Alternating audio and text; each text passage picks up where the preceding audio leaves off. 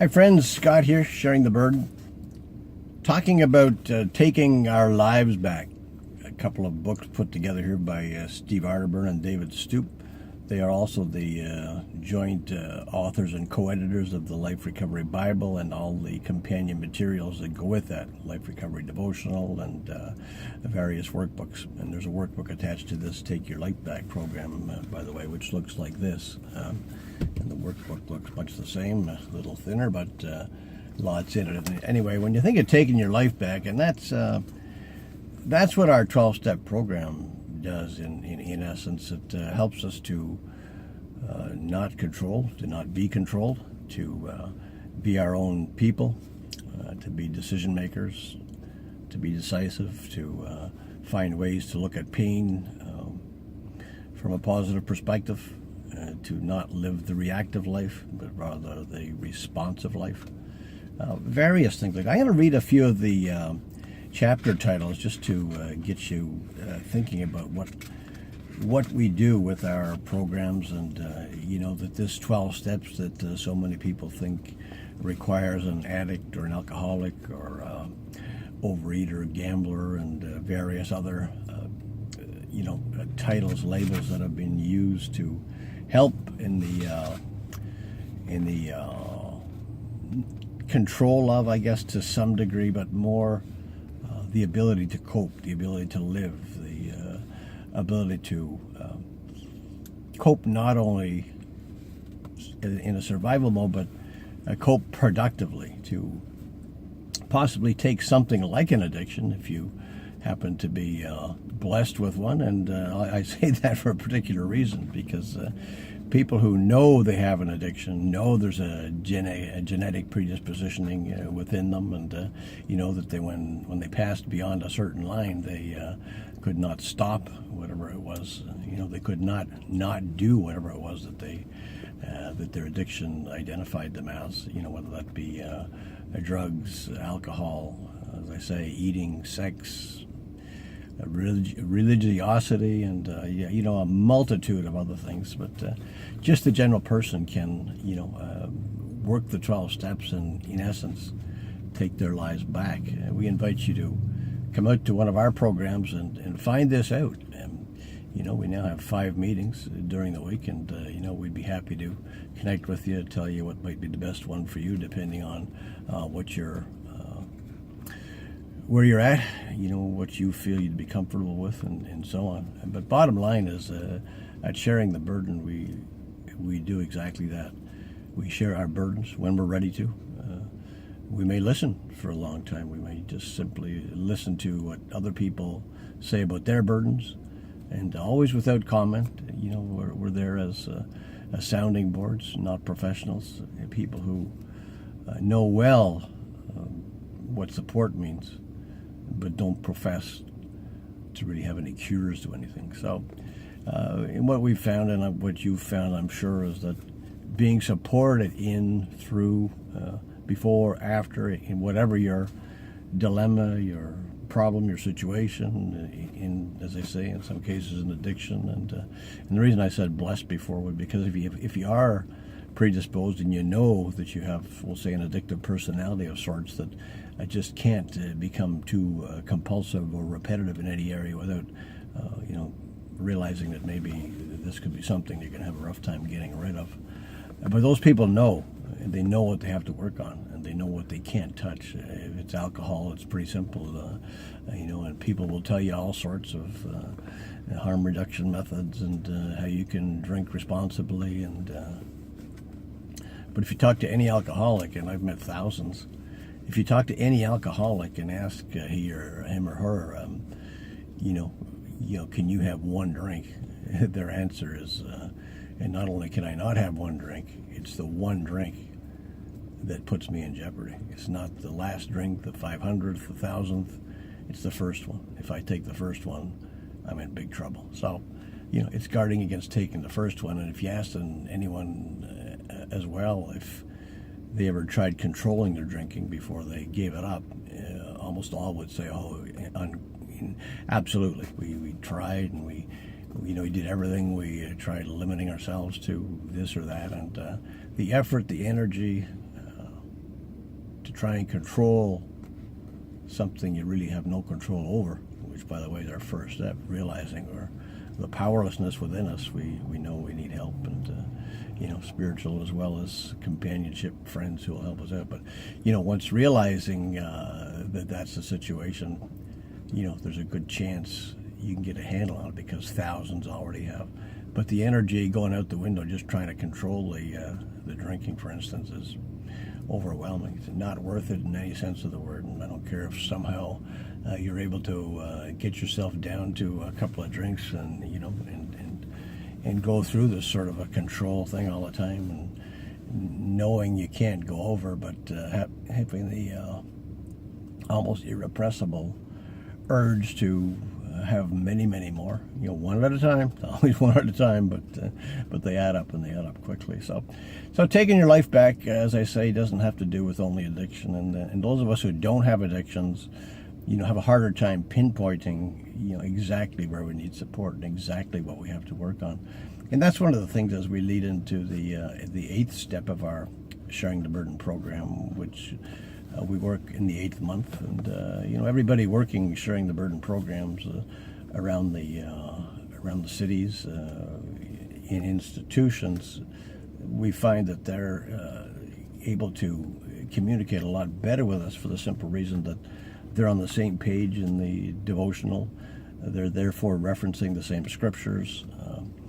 And it enables people to not only grow together, but for ones who have grown in certain areas that others haven't, they're able to move together by pulling each other up and, supporting where you can support, and listening and being supported where you need it. And that in and of itself is huge. And you can ask any pastor, any minister, or any priest in any church that trying to get people on the same page is really difficult. Well, we do it naturally, and to be honest, the people who are the best at it are the ones who probably are looked upon by most people in society as people who should be locked up, and actually are while we are working with them.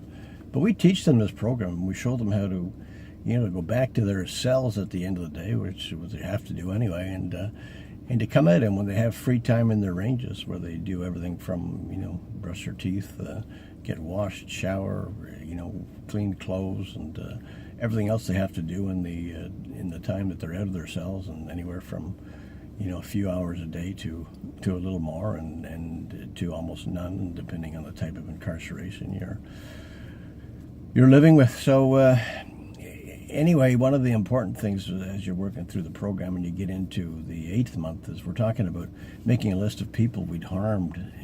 As we worked through our program, especially as we did an exhaustive inventory in April, we have the people who have given us problems, the people who we've given problems to. So we know where we have to go to clean up the wreckage of the past and to make amends and so on. And we do it in a manner that's conducive to working. In other words, not hurting so much, and it can work. So, and the way we do that, of course, is we make this list, and we work with either you can call him or her a sponsor, or a fellow 12-stepper, or whatever. But we don't like working alone, for the simple reason that we don't see everything. We're all in denial of one thing or another, and we get to trust people. We can bounce things off them, and sometimes we need a couple or three even, to give us what we need, the kind of support we need to be able to make decisions, and that's always available too. So anyway, we get the list together, and that is our main function in August, is to get this list, weed out what doesn't need to be on it, and prepare in the following month of September to go to people, wherever they are, and approach them in specific manners, and we get into that in that month. But so anyway, in order to take our lives back, to gain control of our lives once again, we must go through all of this. These steps they're lined up. They're all biblically backed up and scriptural based. So just like the laws of society today, that still came from those 10 commandments, no matter what religion we happen to follow or none or whatever. That's where they came from, and the same wisdom that put all that together that allowed people to find out where they needed help, and that's really what the law does, and for those who break the law in serious manners and end up incarcerated or undergoing other sorts of punishment.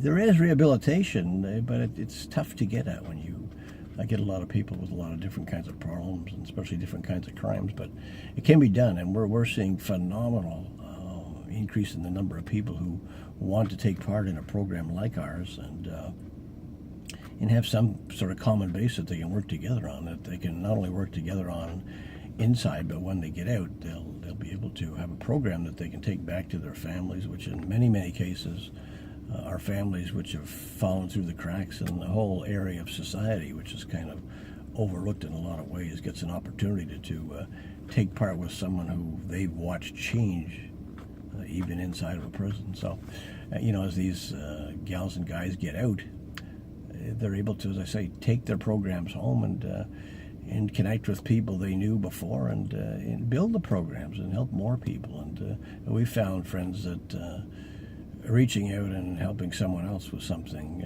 with your story, with how you've survived, whatever you've survived, allows them to share. And they need vulnerability in view by someone else. They need to see your transparency, and from that, your worst nightmare and how you got through it. And if you're able to do that, there's a good chance they'll share some of theirs, and from that, they'll start a healing process. And and hand in hand, we can get through it. So that's what we'll be doing upcoming. And as I say, for people who are interested in doing a Take Your Life Back program, please get in touch with me, and we'll set something up. We've done a couple. We've actually gone through to do one a second time in a more intimate fashion. Same people, and we've not completed that, but we will shortly, or down the road shortly. And I just think it's a phenomenal program. And I think if you keep that in mind, taking your life back, and think about where you're at, and think of how possibly we've gone astray from so many of our ideals and goals and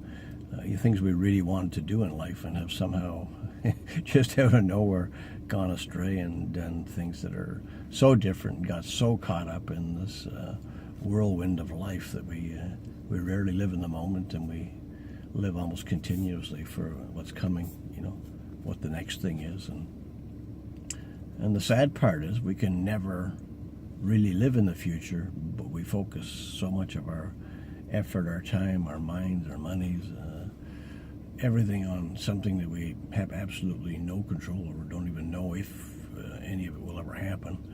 And the rest of the focus is usually put on past things where we feel like we've failed or been valiant or courageous and conquering, whatever. So we're playing with history, which we can't change, and the future, which we have nothing to know about in it. So anyway, friends, I hope you'll come along. Like, there's a lot of deep thinking that goes on, and when you can mix, as our God did, if you can mix with the people who need you the most, and they're probably not the other fellows on either side with $1 million homes. They're probably people who've never had that, or have fallen from that, or are trying so desperately and that live only to get there. And you can tell them the truth, that it's not about just getting there.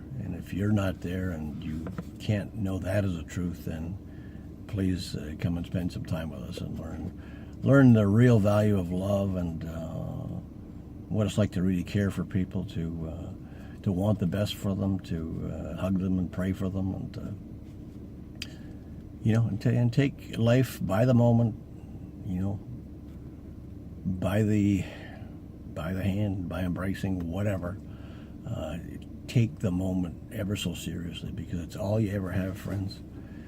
It's always now. It's never tomorrow. It's never yesterday. It is always, always, always now. So put your everything into now, and all other things will be okay. And remember that the architect of it all, if you have any sort of semblance of the kind of belief I do, which is an all-powerful creator who somehow got all this rolling and is able to keep it rolling.